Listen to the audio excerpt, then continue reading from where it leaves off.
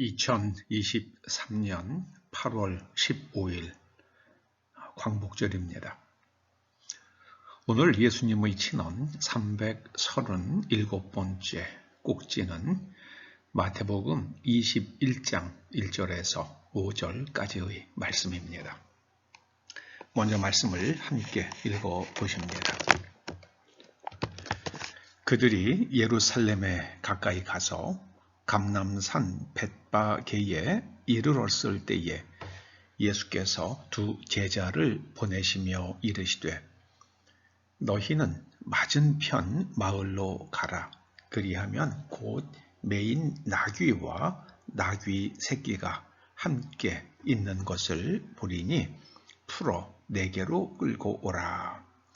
만일 누가 무슨 말을 하거든 주가 쓰시겠다 하라.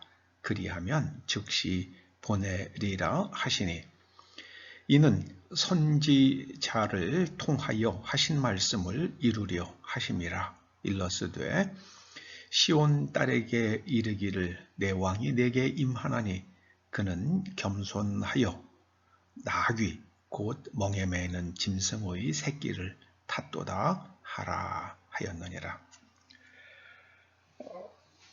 성경에서 말은 전쟁의 상징입니다.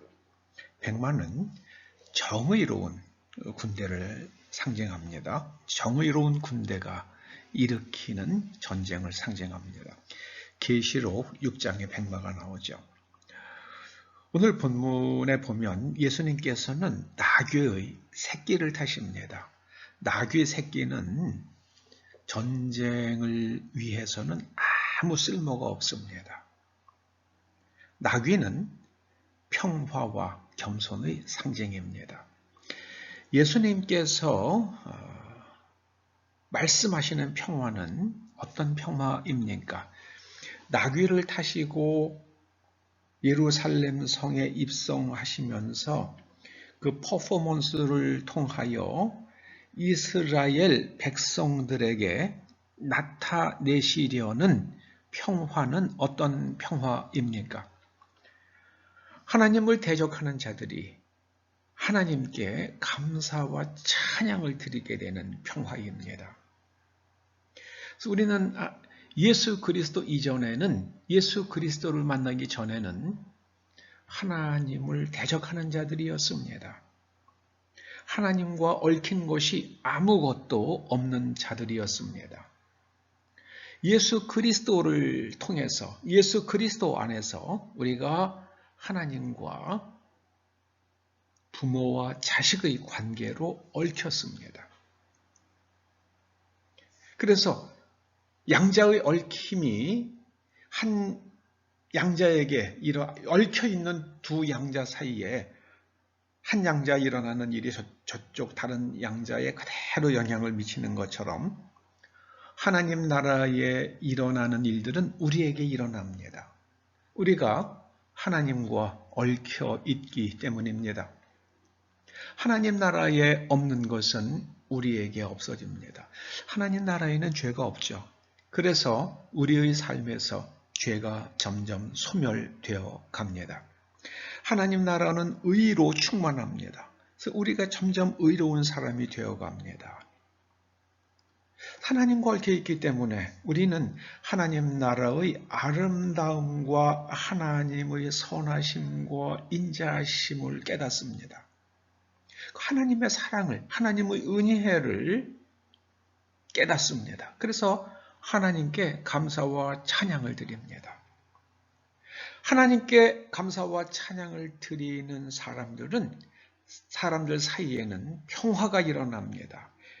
그런 국가 사이에 평화가 일어납니다. 그런 사람은 자기 자신과 평화를 누립니다. 오늘은 광복절입니다. 대한민국은 1948년 8월 15일 건국이 선포되었습니다. 어떤 대법관, 정신나간 대법관 한 사람이 우리나라가 1919년에 건국되었다고 말했습니다. 정말 무지한 말입니다. 오늘은 건국 75주년이 되는 날입니다.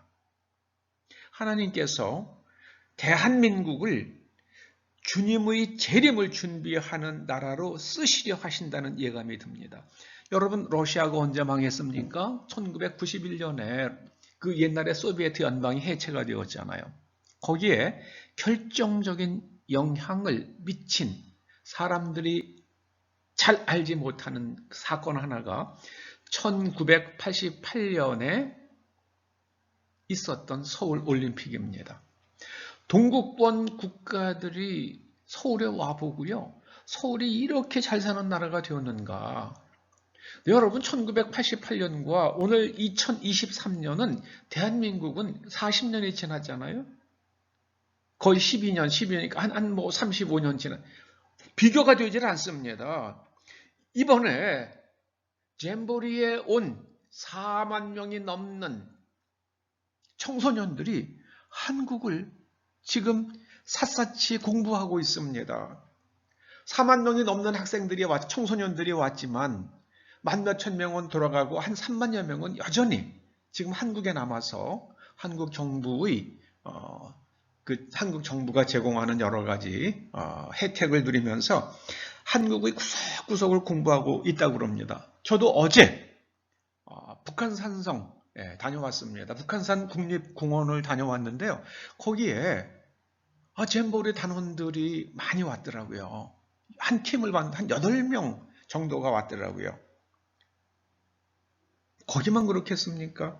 그 청년들이 한국의 아름다운 자연과 그리고 산업시설과 서울 그리고 지방 이런 데를 다 구경하면서 한국에 대해서 저는 홍보 요원들이 될 것 같습니다. 아주 최근에 한 여행 유튜버가 굉장히 구독자가 굉장히 많은 사람이에요. 파키스탄의 유수한 파키스탄 그 수도에 있는 그 유수한 외국어 대학을 방문한 것을 비추더라고요.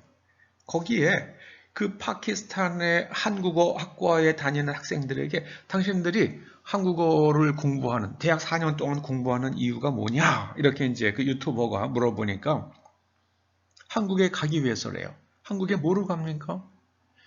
어떤 학생은 더 공부를 더 할 수도 있겠지만 한국의 공장에 취직하고 싶어서 한국 공장에 취직하려면 한국어를 잘 해야 돼서 지금 한국어를 공부하고 있다는 거예요. 1960년대에 독일의 광부와 그리고 간호사로 갔던 한국의 젊은이들이 생각나더라고요. 그들의 꿈은 한국에서 일하는 거예요. 근로자로 일하는 거예요. 근데 그 유튜버가 그러더라고요. 우리는 그냥 태어나 보니까 내가 한국 사람이네. 한국 사람에게 너무 감사하다는 거예요. 근데 헬조선이라고요?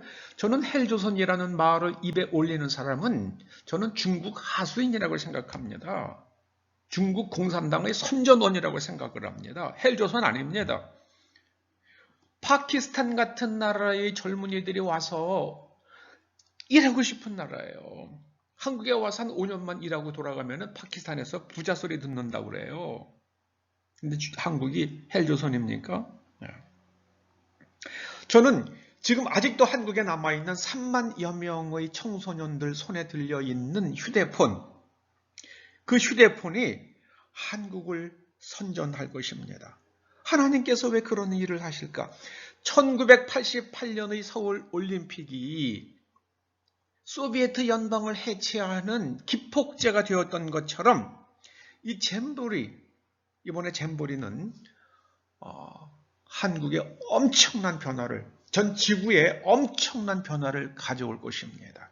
한국은 많은 나라들을 돕는 그런 선도적인 국가가 되고요. 만약에 한국을 북한이 침략한다거나 중공이 침략한다거나 그러면은요, 전 세계에 있는 젊은이들이 한국을 지키자고 목숨을 걸고 찾아와서 함께 싸워주는 그런 일들이 일어날 것 같은 예감이 들어요. 저는 거의 그런 예감이 들어요. 하나님께서 지켜주시는데요. 선한 사회, 모든 것이 하나님의 말씀대로 움직여지는 선한 세상을 만드는 데에 하나님께서 대한민국을 쓰시려고 말씀하십니다. 예수님께서 오늘 말씀하세요. 내가 대한민국을 쓰리라. 주가 쓰시겠다 하라. 할렐루야. 건강관리 잘하고 오래 살아세요. 저는 그런 일들이 일어나는 것을 제 눈으로 목격하고 하나님께 감사와 찬양의 눈물을 흘리면서 이 땅에서 마지막 숨을 쉬고 싶은 것이 제 간절한 소망입니다. 기도하시죠. 할렐루야. 하나님 찬양합니다. 작은 나귀 새끼를 타시며 평화를 선포하신 예수님. 이제 이 작은 나라, 작은 땅덩어리, 자원도 없고 국민도 많지 않은 이 나라를 주님께서 쓰시겠다 선포하시는 것처럼 이 말씀이 다가옵니다. 주님께서 아낌없이 쓰시도록 아버지 하나님, 주님께서 대한민국을 쓰시도록 내어드립니다. 온 인류를 위해서 복음을 증거하며 온 인류를 주께로 이끄는 의의 백성 대한민국 되게 하여 주시옵소서. 예수님의 이름으로 기도드립니다. 아멘.